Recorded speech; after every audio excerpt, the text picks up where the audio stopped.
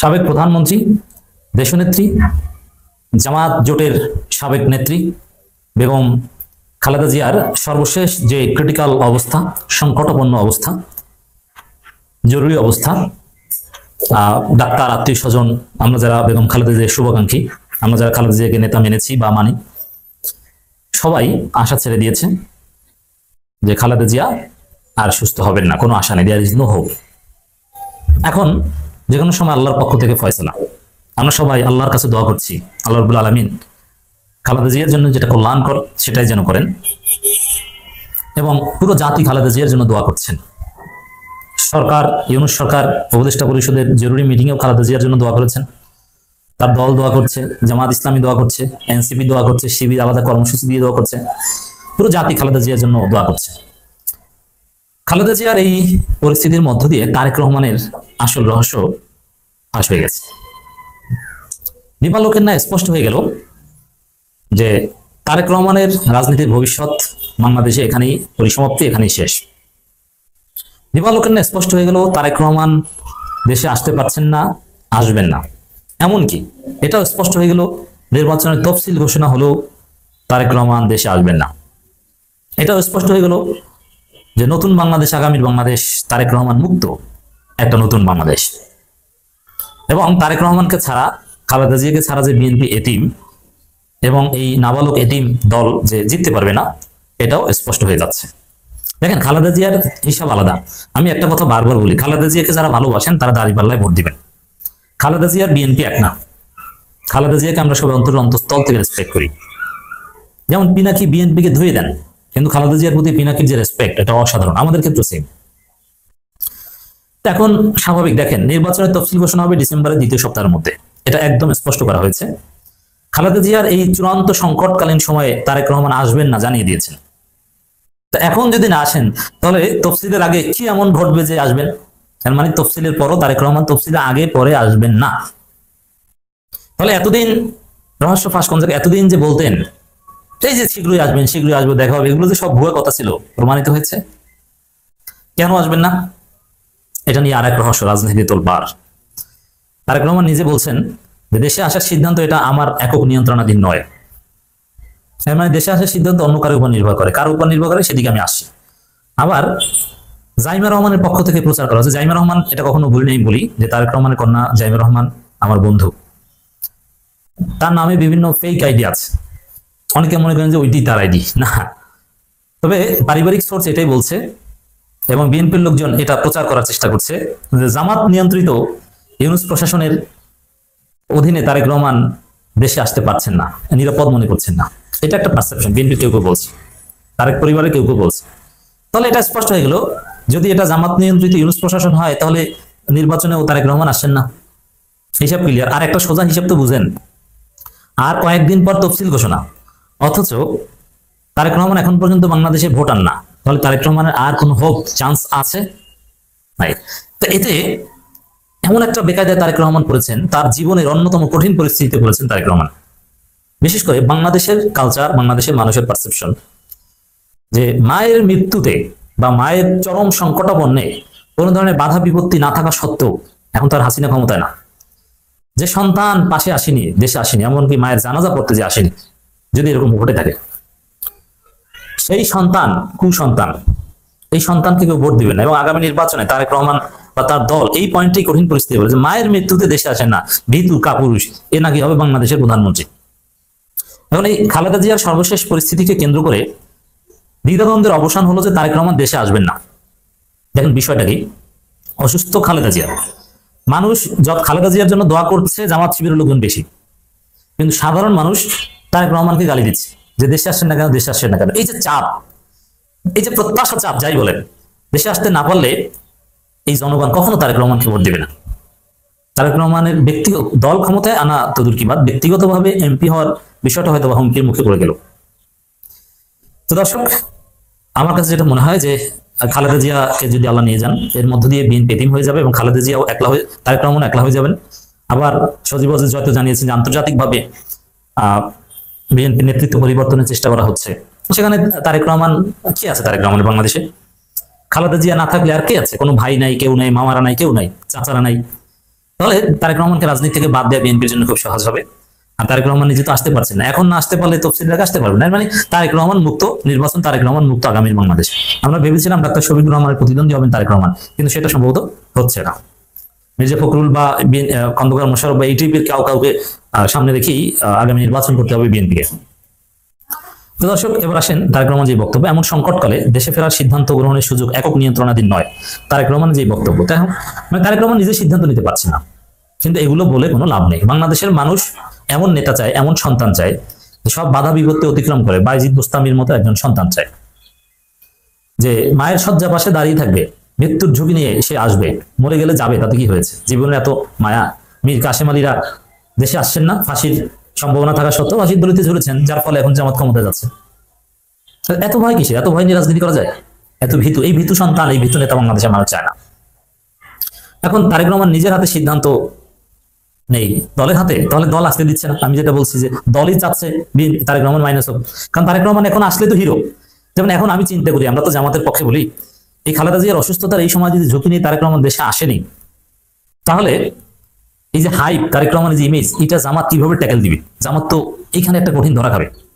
জামাতের এতদিনে যে হাইপ, এটা বাবল হয়ে যাবে, খারাপ অবস্থা হয়ে যাবে। মানে তারেক রহমানের একটা চমক দেখানোর সুযোগ, কিন্তু না। তাহলে একক নিয়ন্ত্রণাধীন নয়, তাহলে কি দলের সিদ্ধান্ত দিতে হবে? দল সিদ্ধান্ত দিচ্ছে না কেন?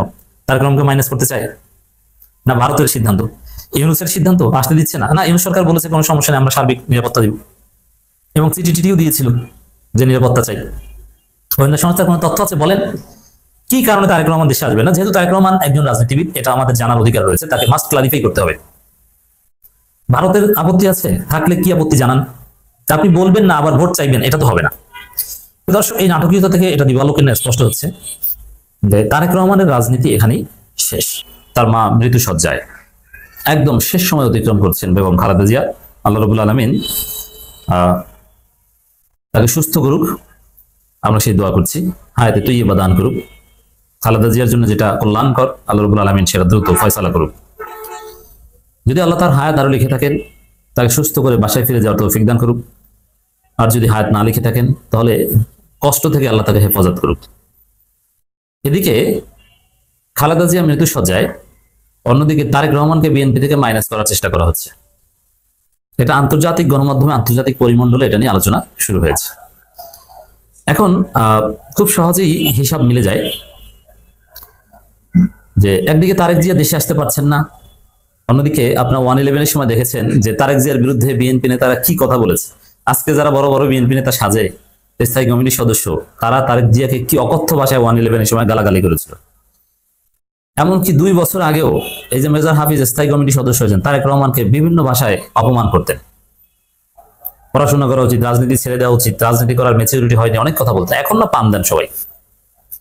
কিন্তু খালেদা জিয়ার জীবন যেহেতু প্রায় শেষ, সেখানে বেগম খালেদা জিয়ার অনুপস্থিতিতে তারেক রহমান কিন্তু একদম একলা হয়ে যাচ্ছে। তারেক রহমানের পাশে দাঁড়ানোর মতো তার রক্তের কেউ নাই। জিয়া পরিবারে কেউ আর রাজনীতিতে নাই। তারেক রহমানের একটা ভাই নাই, মামারা নেই, কেউ নেই। তাহলে সহজভাবে চিন্তা করেন, এই অসহায় তারেক রহমান একা কি করবে? বিএনপির লোকজনে যদি বলে যে তারেক রহমানকে আমরা গ্রহণ করব না, তারেক রহমান কিছু করতে পারবে? দেশে থাকলেও একটা কর্তৃত্ব ছিল, দেশেও নেই, কিচ্ছু না। তা এই পরিস্থিতিতে তারেক রহমান কি হতে যাচ্ছে বা কি করতে পারে? খুব সহজেই শঙ্কা জন্ম নেয় যে তারেক রহমানের রাজনীতি শেষ হয়ে যেতে পারে। বিএনপি থেকে মাইনাস করা বিরাট প্রজেক্ট শুরু হয়ে গেছে। দর্শক, সজীব ওয়াজেদ জয়, হাসিনা পুত্র, দেখেন দুইটার মধ্যে কিন্তু মিল আছে। কারণ সজীব ওয়াজেদ জয় যেরকম পারিবারিক কোটায় রাজনীতি এসেছেন, তারেক রহমানও সেরকম পারিবারিক কোটায় রাজনীতি এসেছেন। দুইজনের এই 2 সেক্টরে অভিজ্ঞতা বা যোগ্যতা আছে। সজীব ওয়াজেদ জয় কোনো কোনো দিক থেকে যথেষ্ট স্মার্ট, তারেক রহমানের চেয়ে এগিয়ে। আবার কোনো কোনো দিক থেকে যেমন পিআরএ, পাবলিক রিলেশনস, এই কোয়ালিটিতে তারেক রহমান যথেষ্ট এগিয়ে, কিন্তু একাডেমিক জ্ঞানে সজীব ওয়াজেদ জয় এগিয়ে। সজীব ওয়াজেদ জয় বলছেন, বিদেশ থেকে আওয়ামী লীগ বিএনপি নেতৃত্ব পরিবর্তন চেষ্টা হচ্ছে। আওয়ামী লীগ নিয়ে কোনো আগ্রহ নেই। আওয়ামী লীগের নেতৃত্বে আওয়ামী লীগই পরিবর্তন করতে যাচ্ছে। আওয়ামী লীগের নেতৃত্ব তো পালিয়েছে। এটা তো যদি তারা দল হিসেবে থাকতে চায়, এমনকি নিষিদ্ধ দল হিসেবে যদি থাকতে চায়, আন্ডারগ্রাউন্ডে কার্যক্রম চালাতে চায়, যদিও এরকম আদর্শবিহীন দল আন্ডারগ্রাউন্ডে কার্যক্রম চালাতে পারে না। আন্ডারগ্রাউন্ডে চলতে পারে আদর্শ ভিত্তিক দল, যেমন ধর্মীয় দল, যারা আন্ডারগ্রাউন্ডে বসে কোরআন হাদিসের দার্স দিবে, তারা সামষ্টিক পাঠ স্টাডি চক্র করবে। আর কমিউনিস্ট দল তারা মার্ক্সবাদ বা লেনিনবাদ বা মাওইজম এগুলো চর্চা করবে। কিন্তু আওয়ামী লীগ বিএনপির মতো দল আন্ডারগ্রাউন্ডে আসলে কার্যক্রম কি করবে? আন্ডারগ্রাউন্ডে ঝটিকা টাইপের প্রোগ্রাম করতে পারে, ওইটাকে আন্ডারগ্রাউন্ড বলা যায়।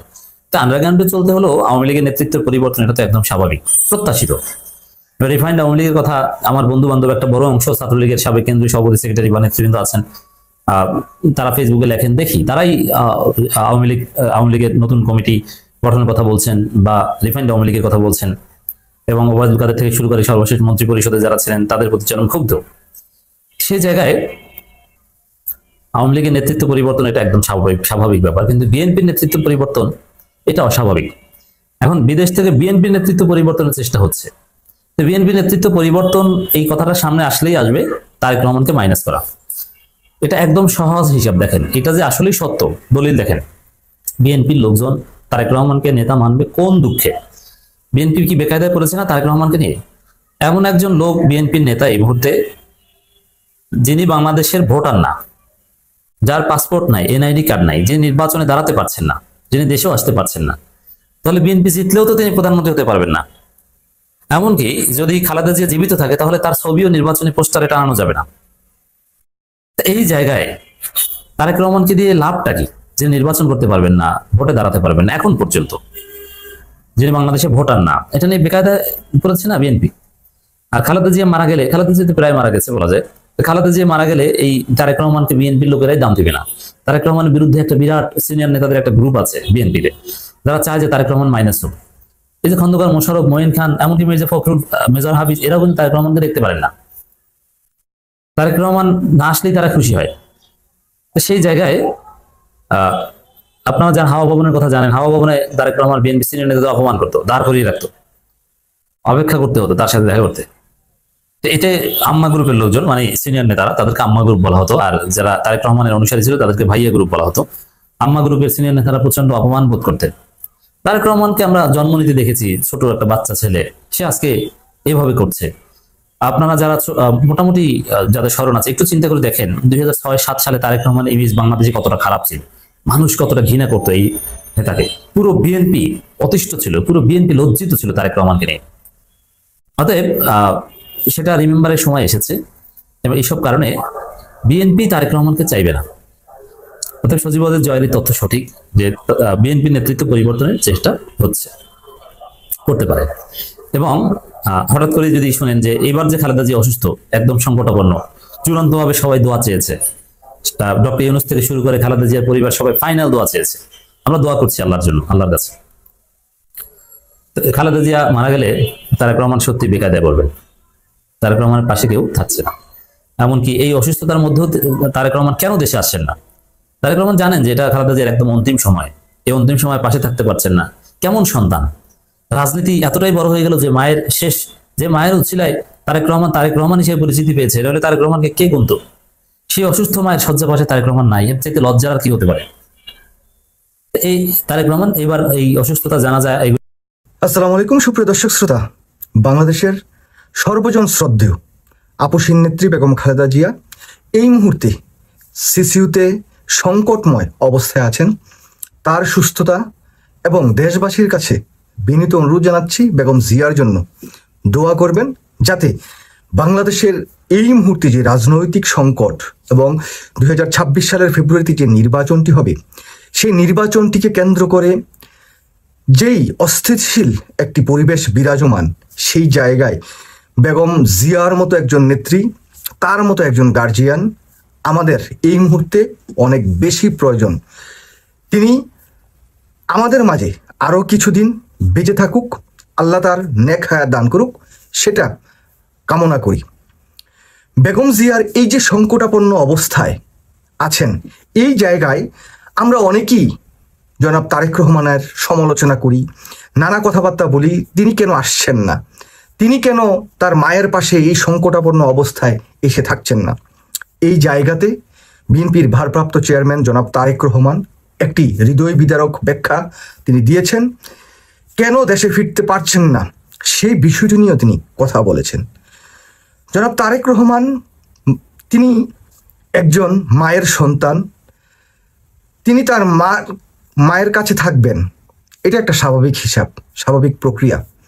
কিন্তু জনাব তারেক রহমানের কিছু সীমাবদ্ধতা তো আছেই, যে সীমাবদ্ধতার কারণে হয়তো তিনি দেশে আসতে পারছেন না। আমি তারেক রহমানের যেই হৃদয় বিদারক একটি স্ট্যাটাস দিয়েছেন, সেই স্ট্যাটাসটি একটু পরে শোনাবো। তারপরেও বলি যে অনেকেই জনাব তারেক রহমান কেন দেশে আসছেন না, এই মুহূর্তে তার মায়ের পাশে এসে দাঁড়াচ্ছেন না, আমরা হয়তো অনেকেই তার সমালোচনা করি। বাংলায় একটি প্রবাদ আছে যে মার চাইতেও মাসির দরদ বেশি। তো ঠিক সেরকমই আমরা হয়তো অনেকেই বেগম খালেদা জিয়াকে আমরা আমাদের মা হিসাবে হয়তো বা চিন্তা ভাবনা করি। কিন্তু যেই মানুষটি প্রবাসে বসে আছেন, তার মা এখন হসপিটালে সংকটময় অবস্থায়, তার অবস্থাটা কি আমরা কখনো অনুধাবন করতে পারছি? তো যাই হোক, জনাব তারেক রহমান এই মুহূর্তে দেশে আসতে পারছেন না। কেন আসতে পারছেন না, তার যে স্ট্যাটাস সেটা একটু পরে শুনে আপনাদের হয়তো অনেক কিছু আপনাদের ক্লিয়ার হয়ে যাবে। জনাব তারেক রহমান বলছেন, বাংলাদেশের সাবেক প্রধানমন্ত্রী দেশনেত্রী বেগম খালেদা জিয়া গুরুতর অসুস্থ ও সংকটাপন্ন অবস্থায় হাসপাতালে নিবিড় পরিচর্যায় রয়েছেন। তার রোগ মুক্তির জন্য দল মত নির্বিশেষে দেশের সকল স্তরের নাগরিক আন্তরিকভাবে দোয়া অব্যাহত রেখেছেন। মাননীয় প্রধান উপদেষ্টা তার রোগ মুক্তির জন্য দোয়ার সাথে সাথে চিকিৎসার সর্বোচ্চ সহায়তার প্রতিশ্রুতি ব্যক্ত করেছেন। দেশে বিদেশের চিকিৎসক দল বরাবরের মতো তাদের উচ্চমানের পেশাদারিত্ব ছাড়াও সর্বোচ্চ আন্তরিকতা সেবা প্রদান অব্যাহত রেখেছে। বন্ধুপ্রতিম একাধিক রাষ্ট্রের পক্ষ থেকেও উন্নত চিকিৎসা সহ সম্ভাব্য সকল প্রকার সহযোগিতার আকাঙ্ক্ষা ব্যক্ত করছেন। সর্বজন শ্রদ্ধায়া বেগম খালেদা জিয়ার প্রতি সকলের আন্তরিক দোয়া ও ভালোবাসা প্রদর্শন করায় জিয়া পরিবারের পক্ষ থেকে সকলের প্রতি আন্তরিক ধন্যবাদ ও গভীর কৃতজ্ঞতা প্রকাশ করছি। একই সাথে বেগম জিয়ার আশু রোগ মুক্তির জন্য সকলের প্রতি দোয়া অব্যাহত রাখার জন্য অক্লান্তিক অনুরোধ জানাচ্ছি। এমন সংকটকালে মায়ের স্নেহ স্পর্শ পাবার তীব্র আকাঙ্ক্ষা যে কোনো সন্তানের মতো আমারও রয়েছে, কিন্তু অন্য আর সকলের মতো এটা বাস্তবায়নের ক্ষেত্রে আমার একক সিদ্ধান্ত গ্রহণের সুযোগ অবারিত ও একক নিয়ন্ত্রণাধীন নয়। স্পর্শকাতর এই বিষয়টি বিস্তারিত বর্ণনার অবকাশও সীমিত। রাজনৈতিক বাস্তবতার এই পরিস্থিতি প্রত্যাশিত পর্যায়ে উপনীত হওয়া মাত্রই স্বদেশে প্রত্যাবর্তনে আমার সুদীর্ঘ উদ্বিগ্ন প্রতীক্ষার অবসান ঘটবে বলে আমাদের পরিবার আশাবাদী। দেখুন, জনাব তারেক রহমান এই যে লাস্ট যেই কথাগুলো বলেছেন, এই জায়গাতে তিনি স্পষ্ট করে দিয়েছেন যে তিনি কেন আসতে পারছেন না। কেন আসতে পারছেন না? হয়তো এটা রাজনৈতিক কোনো সমস্যা থাকতে পারে, দলের মধ্যে কোনো সমস্যা থাকতে পারে, এবং বর্তমান যে সরকারটি আছে সেই সরকারটির মধ্যেও কোনো সমস্যা থাকতে পারে। জনাব তারেক রহমান যে দেশে আসছেন না, তার মার এই মুমূর্ষ অবস্থায় তার পাশে জনাব তারেক রহমান থাকতে পারছেন না, এই বিষয়টি নিয়ে আমরা অনেকেই অনেকভাবে বিশ্লেষণ করার চেষ্টা করছি বা নানা কটু কথা বলার চেষ্টা করছি জনাব তারেক রহমানকে। কিন্তু তারেক রহমান তার এই স্ট্যাটাসের মধ্য দিয়ে তিনি যে সকল কথা জনগণের সামনে সুস্পষ্টভাবে বলতে পারছেন না, সেটাও যেন বলে দিয়েছেন। এবং পার্শ্ববর্তী কোনো রাষ্ট্রের কোনো সমস্যা থাকতে পারে, দেশের অভ্যন্তরীণ কোনো সমস্যা থাকতে পারে, যেই বিষয়গুলো জনাব তারেক রহমান জানেন, আমরা জানি না, সেই বিষয়টির কারণেই হয়তো তিনি আসতে পারছেন না। এই যে আসতে না পারা, তার মার জন্য যে তার মনের ভিতরে যে আকুতি, যেই মানে ছটপট করা অবস্থা, সেই সকল বিষয়গুলো তারেক রহমানের এই স্ট্যাটাসের মধ্য দিয়ে কিন্তু ফুটে উঠেছে। যাই হোক, সুপ্রিয় দর্শক শ্রোতা, আমরা হয়তো দূর থেকে বা আমরা অনেক সময় অনেক কিছু প্রেডিক্ট করতে পারি, কিন্তু যেই মানুষটি ভুক্তভোগী, যেই মানুষটি সমস্যায় আছেন, সেই আমাদের সবার চাইতে অনেক বেশি ভালো জানেন। সেই জন্য আবারও সর্বশেষ আর অন্য কোনো কথা না বলে শুধু এই কথাটি বলবো যে বাংলাদেশ সরকার যদি সম্ভব হয় জনাব তারেক রহমানের যত প্রতিবন্ধকতা আছে সব কিছু দ্রুততার সহিত সরিয়ে দিয়ে বেগম জিয়ার এই সংকটময় অবস্থায় তার পাশে জনাব তারেক রহমান যাতে থাকতে পারেন, সেই ব্যবস্থাটি যদি তারা করে দিতে পারেন, তাহলে দেশ, জাতি, জনগণ সবাই সরকারের কাছে কৃতজ্ঞ থাকবে। এবং জনাব তারেক রহমান তার মায়ের পাশে থেকে হয়তো তার মাকে মানে আশ্বস্ত করে, তার মায়ের সেবা শুশ্রূষা করে তাকে মানে সুস্থ করে তুলতে পারবেন, এই প্রত্যাশা করছি। তারপরেও আমরা যারা তারেক রহমানকে নিয়ে নানা কটূক্তি করি, তারা দয়া করে এই জায়গা থেকে বিরত থাকবেন এবং জনাব তারেক রহমান যে আহ্বানটি করেছেন যে দেশনেত্রী বেগম খালেদা জিয়া সাবেক প্রধানমন্ত্রী, তার জন্য সবাই দোয়া করবেন মন খুলে। আমি জানি যে এই মুহূর্তে বাংলাদেশের সকল মানুষ দেশনেত্রী বেগম খালেদা জিয়ার জন্য দোয়া করছেন এবং তিনি এমন একটি পর্যায়ের পৌঁছে গেছেন দেশনেত্রী বেগম খালেদা জিয়া। আজকে দেখছি যে জামাত ইসলামের আমির গিয়েছেন, এনসিপি নেতৃবৃন্দরা গিয়েছেন এবং সকল দলের পক্ষ থেকে বেগম জিয়ার রোগ মুক্তির জন্য দোয়া করছেন। এই বিষয়টি আমাদের বাংলাদেশের আগে কখনো কিন্তু দেখা যায়নি। ঠিক যেমনইভাবে জুলাই আগস্ট বিপ্লবের পর শেখ হাসিনা বাংলাদেশ থেকে পালিয়ে যাওয়ার পর দেশনেত্রী বেগম খালেদা জিয়া তার প্রথম যে বক্তব্যটি, সেই জায়গায় কিন্তু দেশবাসীকে ধৈর্য ধরতে বলেছিলেন, কোনো যাতে হিংসা বিদ্বেষ হানাহানি না হয় এরকম কথা বলেছিলেন। এবং কি এই যে শেখ হাসিনা তাকে জেলে রেখে তাকে সুচিকিৎসা না দিয়ে মৃত্যুর কোলে ঠেলে দিয়েছেন, সেই শেখ হাসিনার বিরুদ্ধে কিন্তু তিনি একটি অনুরাগ বা অভিযোগ বা কোনো প্রতিহিংসামূলক কোনো বক্তব্য দেননি। সেই জন্যই আজকে বাংলাদেশের সকল মানুষের কাছে, দল মত ধর্ম বর্ণ নির্বিশেষে সকলের কাছে কিন্তু অত্যন্ত জনপ্রিয়, অত্যন্ত পছন্দের একজন মানুষ বেগম খালেদা জিয়া। তো সেই জায়গা থেকে আবারও সবাইকে বেগম খালেদা জিয়ার জন্য দোয়ার অনুরোধ জানাইয়া এবং কি বেগম খালেদা জিয়া সুস্থ হয়ে আমাদের মাঝে ফিরে আসবেন সেই প্রত্যাশাটা করি। সবার কাছ থেকে বিদায় নিচ্ছি। আল্লাহ হাফেজ, আসসালাম।